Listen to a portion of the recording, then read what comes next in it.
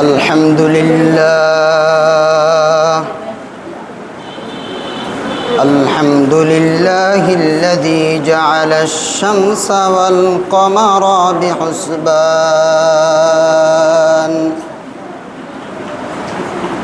والنجم والشجر يسجدان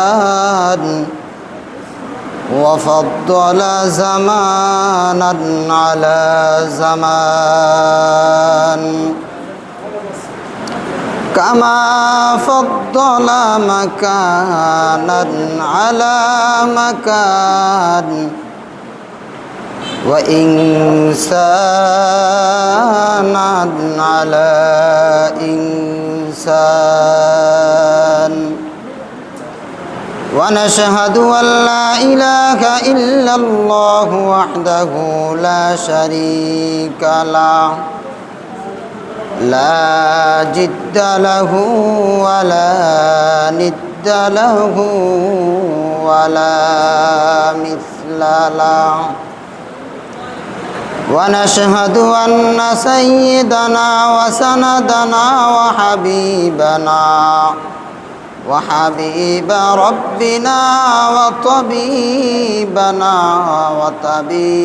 ربنا وطبيب قلوبنا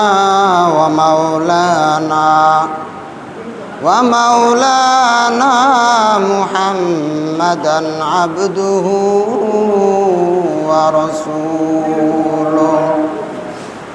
صلى الله تبارك وتعالى على خير خلقه محمد وآله وأصحابه أجمعين الذي أرسله الله تعالى بالحق بشيرا ونذيرا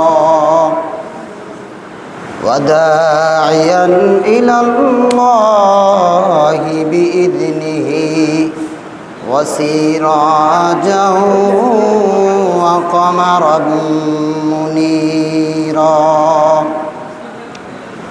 أما بعد فقد قال الله تبارك وتعالى على خير خلقه محمد وآله وأصحابه أجمعين أعوذ بالله من الشيطان الرجيم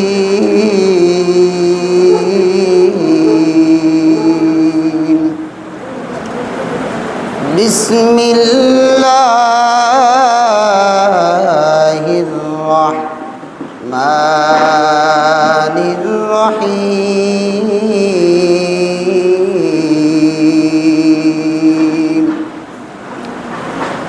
الذي خلق الموت والحياة ليبلوكم أيكم أحسن عملا وهو العزيز الغفور وقال تعالى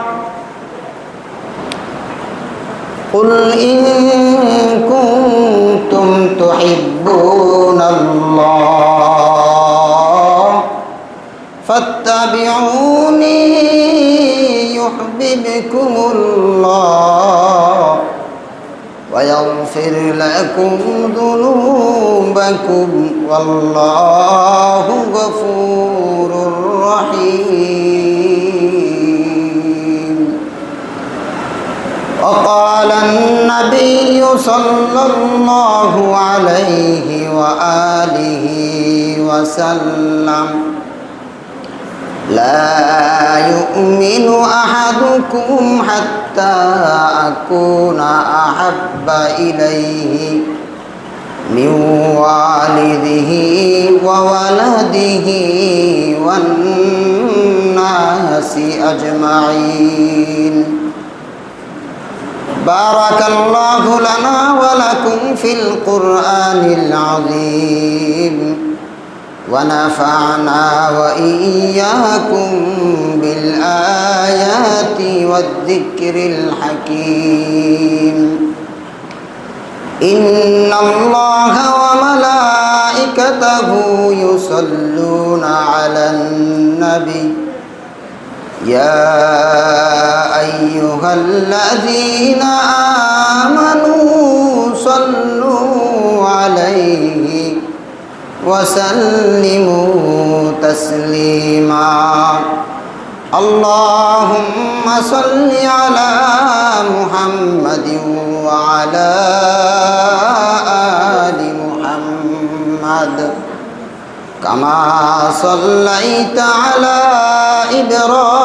إبراهيم وعلى آل إبراهيم إنك حميد مجيد.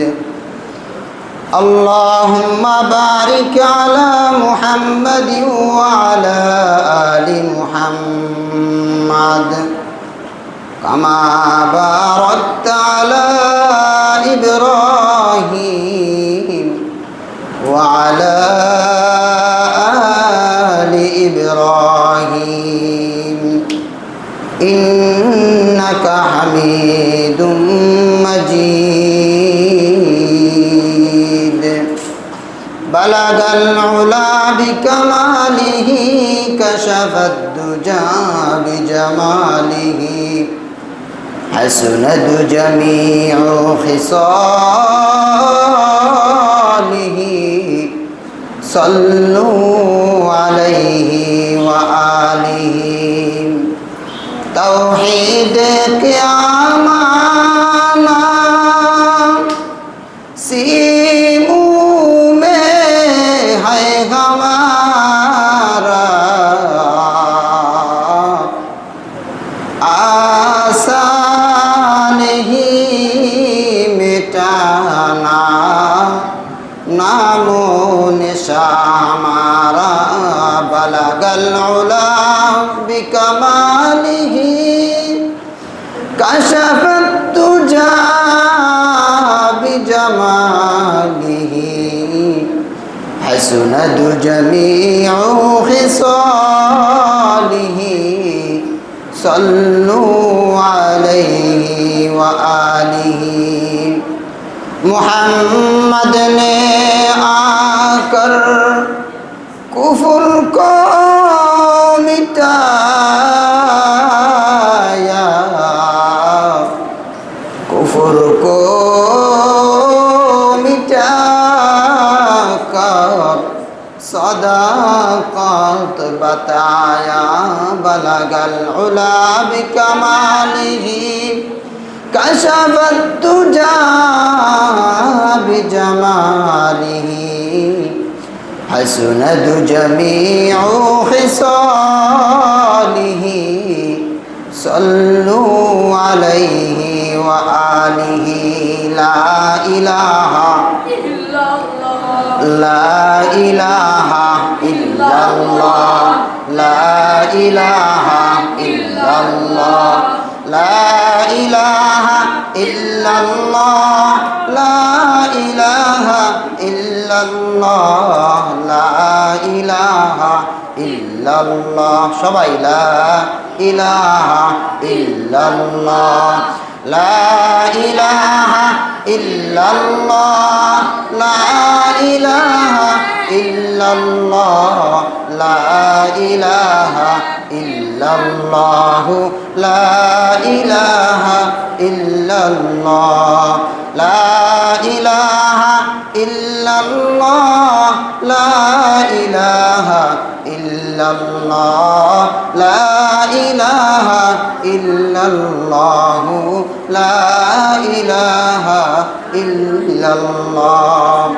ألا يا ساكن القصر المولى ستدفن عن قريب في التراب له ملك ينادي كل يوم يدول الموت ودلون الخراب قليل عمرنا في دار دنيا ومرجعنا بيت التراب أفنا في دار دنيانا حسن أفنا في دار عقبانا حسن يا غياث المستغيثين اهدنا لا افتفار بالعلوم والجنان ہر گلی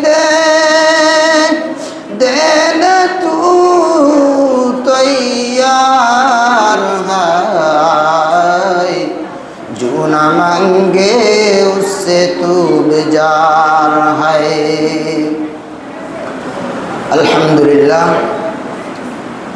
আল্লাহ পাকের অসংখ্য অগণিত শুকর ও সুজুদ যে আল্লাহ জাল্লা শানু আম্মা নওয়ালহু আমাদেরকে দুনিয়াবি সর্বপ্রকার বালা মুসিবত সর্বপ্রকার দুনিয়াবি কাজকর্ম থেকে মুক্ত রেখে ফারেক করে রব্বে কারীম আমাদেরকে মহব্বত করে ভালোবেসে প্যার করে রব্বে কারীম আমাদেরকে তার কুদরতি হাতের দ্বারা রহমতের ছায়াতলে জান্নাতের বাগানে দ্বীনি পরিবেশে আল্লাহ রসুলের কথা শ্রবণ করার জন্য কোরআন হাদিসের কথা শ্রবণ করার জন্য একত্রিত হওয়ার তৌফিক দান করেছেন এর জন্য আমরা সকলের অন্তরস্থল থেকে শুকরিয়া তান বলি আলহামদুলিল্লাহ দুরুদ ও সালাম প্রেরণ করি দো জাহানের সরদার আকায়ে নামদার তাজেদারে মদিনা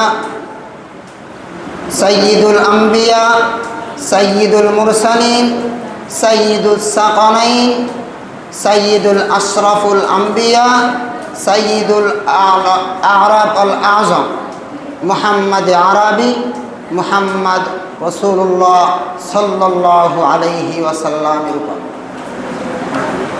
মুহতারাম হাজিরিন জামিয়া ইসলামিয়া মদিনাতুল উলুম মাদ্রাসায় প্রত্যেক মাসে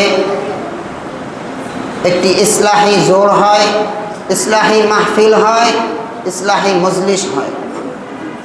এটা বিগত দিন থেকে চলে আসতেছে, এখন বর্তমান চলমান আছে। আশা করি রব্বে কারীম এই ধারাবাহিকতা কিয়ামত পর্যন্ত জারি রাখবেন। আমাদের এই মাদ্রাসা যে এলাকার ভিতরে, এই এলাকার সর্বস্তরের মুসলমান বড় ভাগ্যবান। অনেক এলাকার ভিতরে গ্রামকে গ্রাম হাঁটার পরে একটা মাদ্রাসা পাওয়া যায় না। তো রব্বে কারীম আমাদেরকে বড় একটা দৌলত দান করেছে, যে জামিয়া ইসলামিয়া মদিনাতুল উলুম মাদ্রাসার মতো একটা বড় দৌলত আমাদেরকে দান করেছে। আমাদের আকাবিরগণ তারা বলেন, এক একটা মাদ্রাসা হচ্ছে ইসলামের দুর্গ। দুর্গ বলা হয় শত্রুর আক্রমণ থেকে বাঁচার জন্য কোনো একটা নিরাপদ স্থানে অবস্থান করার নাম হচ্ছে দুর্গ। এরকমভাবে নবীদের জামানায়, সাহাবাদের জামানায় যুদ্ধ ছিল, যুদ্ধ থাকতো। তো ওই যুদ্ধের ভিতরে শত্রুদের আক্রমণ থেকে বাঁচার জন্য তারা দুর্গের ভিতরে থাকতো। তো আমাদের আকাবিরগণ বলেন, এক একটা মাদ্রাসা হচ্ছে ইসলামের দুর্গ। অর্থাৎ যদি আমরা সকলেই মাদ্রাসার সাথে মহব্বত রাখতে পারি, মাদ্রাসায় আসা যাওয়া করতে পারি, মাদ্রাসাকে দেখভাল করতে পারি, দেখাশোনা করতে পারি, মাদ্রাসার যারা ওস্তাদগণ আছে, ওলামায়ে কিরাম আছেন, এই ওলামায়ে কিরামদের সাথে যদি মহব্বত রাখতে পারি, ওলামায়ে কিরামদের সাথে যদি আমরা চলাফেরা করতে পারি, সুখ দুঃখ ভালো মন্দ যদি তাদের সাথে যদি শেয়ার করতে পারি, মাসলাগত যত বিষয় আছে সব বিষয় যদি আলোচনা করতে পারি, তাহলে আমরা ইহুদি খ্রিস্টান বৌদ্ধ নাসারা যত মুশরিক আছে, ইসলামের যত শত্রু আছে, এই শত্রুরা যে কোনোভাবে যত রকমের আক্রমণ করুক না কেন, ওই মুসলমান, যেই মুসলমান মাদ্রাসার সাথে সম্পর্ক রাখবে, যেই মুসলমান মসজিদের সাথে সম্পর্ক রাখবে, যেই মুসলমান উলামায়ে কিরামদের সাথে সম্পর্ক রাখবে, কোনো মুনাফিক, কোনো ইসলাম বিরোধী, কোনো নাস্তিক মুরতাদ, কোনো কাফের বেঈমান ওই মুসলমানকে ক্ষতি করতে পারবে না। মুসলমান আল্লাহর গোলাম। এই কারণে এই মাদ্রাসা যেই এলাকার ভিতরে আছে, এই এলাকার সর্বস্তরের মুসলমানদেরকে আমি হাত জোর করে বলবো, এই মাদ্রাসার সাথে মহাব্বত রাখেন, এই মাদ্রাসায় আসা যাওয়া করেন, মাদ্রাসার সুখ দুঃখ দেখেন, উলামায়ে কিরামদের সাথে মহাব্বত করেন, তাহলে দুনিয়াতেও শান্তি, আখিরাতেও শান্তি, দুনিয়াতেও মুক্তি, আখিরাতেও মুক্তি পাবো ইনশাআল্লাহ তাআলা। মুহতারাম হাজিরিন, আমাদের প্রতি মাসে যেই মাসিক জলসা হয়, ইসলাহি জোর হয়, আমরা এটার নাম দিয়েছি ইসলাহি জোর। এটার আরেকটি নাম হচ্ছে আত্মশুদ্ধির অনুষ্ঠান, আত্মশুদ্ধির জন্য মাহফিল, আত্মশুদ্ধির জন্য মজলিস। অর্থাৎ আমাদের যেরকমভাবে দেহের ভিতরে রোগ হয়, দেহের ভিতরে জ্বর হয়, দেহের ভিতরে সর্দি হয়, দেহের ভিতরে বিভিন্ন রকমের রোগ হয়, তেমনিভাবে আমাদের আত্মারও রোগ আছে, আত্মার ভিতরে রোগ হয়, আমাদের মিথ্যা নামক রোগ হয়, আমাদের দেহের আত্মার ভিতরে চগলখুরি নামক রোগ আছে, আমাদের আত্মার ভিতরে হিংসা নামক রোগ আছে, আছে না নাই? আমাদের আত্মার ভিতরে বিভিন্ন রকমের রোগ আছে, মানুষকে ঠকানোর রোগ আছে না নাই? মানুষের উপর জুলুম করার রোগ আছে না নাই? মানুষকে ধর্ষণ করার রোগ আছে না নাই? আমাদের সমাজের ভিতরে এই রোগের দ্বারা ভরপুর হয়ে গেছে। দুনিয়ার ভিতরে আমরা তাকাইলে দেখে যাই, দুনিয়ার ভিতরে আমরা যদি লক্ষ্য করি দেখতে পাই যে দেহের ডাক্তারের অভাব নাই, দেহের চিকিৎসার অভাব নাই, দেহের জন্য হাসপাতালের অভাব নাই, দেহের জন্য ঔষধের অভাব নাই। কিন্তু বড় দুঃখের আর আফসোসের বিষয় হলো আমাদের আত্মার রোগে দ্বারা, আমাদের আত্মার রোগ জর্জরিত, আমাদের আত্মার রোগে আমরা ক্যান্সারে আমরা জর্জরিত, আমরা আত্মার রোগের ভিতরে আমরা সকলেই জর্জরিত। কিন্তু আমরা এমন এক পর্যায়ে চলে আসছি, আমাদের আত্মার ভিতরে যে রোগ হয়েছে আমরা জানি না, আমাদের আত্মার ভিতরে যে হিংসা নামক জ্বর হয়েছে আমরা জানি না, আমাদের আত্মার ভিতরে জুলুম নামক জ্বর হয়েছে, রোগ হয়েছে আমরা জানি না, আমাদের আত্মার ভিতরে চগলখুরি নামক জ্বর হয়েছে, অসুস্থতা হয়েছে, রোগ হয়েছে আমরা জানি না।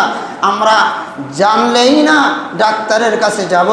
এজন্য দোস্ত আর বুজুর্গ, আমরা যারা মাদ্রাসার আশেপাশে আছি, আমাদের সকলের উচিত হচ্ছে উলামায়ে কিরামদের কাছে যাওয়া, গিয়ে আলোচনা করা, উলামায়ে কিরামের সাথে ওঠা বসা করা, তাহলে আশা করা যায় আমাদের এই রোগগুলো আমরা চিনতে পারবো।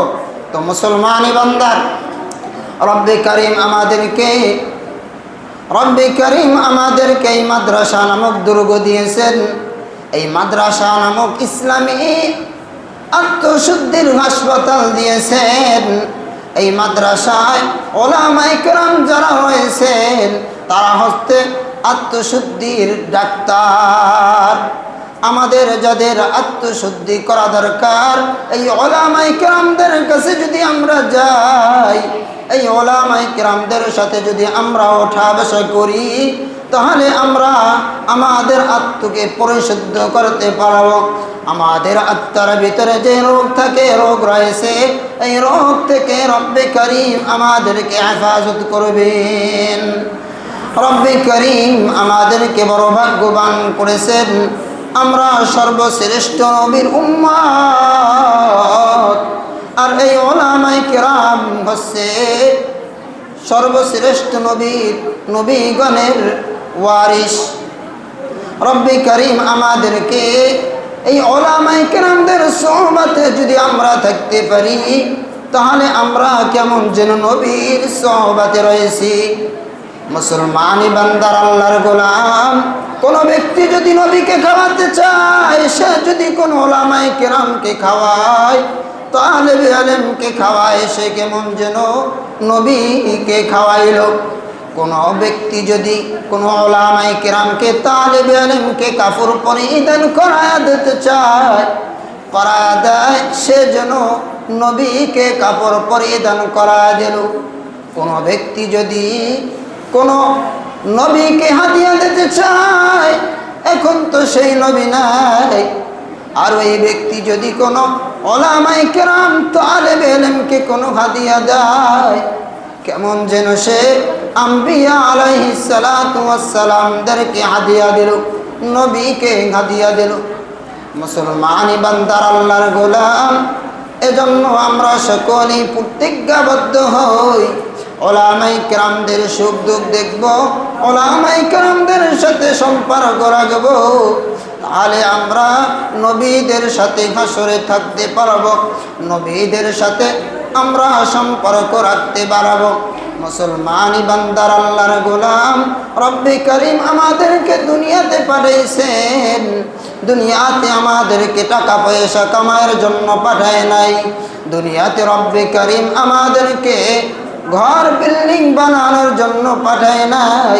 দুনিয়াতে আমাদেরকে রব্বে কারীম পাঠাইছে তার গোলামি করার জন্য। দুনিয়াতে যদি আমাদেরকে খাওয়ার জন্য পাঠাইতো, খাওয়ার জন্য যদি শ্রেষ্ঠ বানাইতো, তাহলে বড় বড় প্রাণী রয়েছে।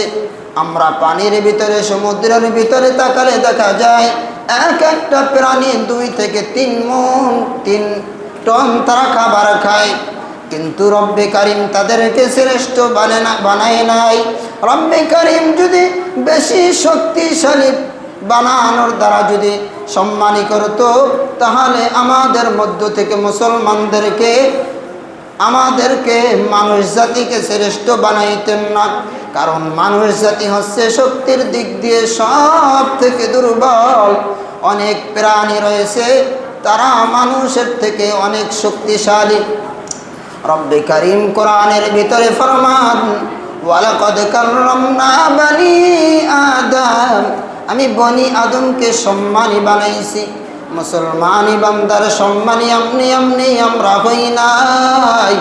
রব্বে কারীম আমাদের ভিতরে এমন একটা জিনিস দিয়েছেন, এমন একটা পাওয়ার দিয়েছেন, ওই পাওয়ারের দ্বারা আমরা দুনিয়ার বুকে সম্মানী। আমরা ওই পাওয়ারের দ্বারা ওই যত বড় বড় প্রাণী শক্তিশালী আছে, এই প্রাণীদেরকেও আমরা প্রতিহত করতে পারি, এই প্রাণীদেরকেও আমরা বশ করতে পারি। তো এই কারণে রব্বে কারীম আমাদেরকে একটা জিনিসের কারণেই সম্মানী বানাইছে, সেটা হচ্ছে রব্বে কারীম ইবাদত। দুনিয়ার ভিতরে যত মাখলুকাত আছে, গাছপালা বলেন, তরুলতা বলেন, আসমান জমিন বলেন, চন্দ্র বলেন, সূর্য বলেন, যত রকমের আমরা মাখলুকাত দেখি, 2 চোখে দেখি আর না দেখি, সব কিছু রব্বে কারীমের মাখলুক। এই মাখলুকাতকে বানাইছে বান্দার ইবাদতের জন্য, আর বান্দাকে বানাইছে রব্বে কারীমের ইবাদতের জন্য। রব্বে কারীম বলেন, খালাকাতুল জিন্না ওয়াল ইনসা ইল্লা লিয়াবুদুন। তাই রব্বে কারীমের কাছে দরখাস্ত করি যেন আমরা রব্বে কারীমের ইবাদত করতে পারি। পারবো কি পারবো না ভাই? রব্বে কারীমের ইবাদত করতে হলে আমাদেরকে মাদ্রাসায় আসতে হবে, মসজিদে যেতে হবে, 5 ওয়াক্ত নামাজ পড়তে হবে, রমজান মাসে রোজা রাখতে হবে, হজ ফরজ হলে হজ করতে হবে। রব্বে কারীমের যত রকমের ইবাদত আছে, ওই ইবাদতগুলো যদি করতে পারি, তাহলে আমরা দুনিয়াতেও রব্বে কারীমের ওয়াদা অনুযায়ী শ্রেষ্ঠ থাকব, আখিরাতেও আমরা শ্রেষ্ঠ থাকব, এবং জান্নাত নামক বাগান আমরা সেখানে পাবো। রব্বে কারীম আমাদেরকে সকলকে যে কথাগুলো বললাম বোঝার, আমল করার তৌফিক দান করুন। ওয়া আখিরু দাওয়ানা আনিল হামদুলিল্লাহি রাব্বিল আলামিন।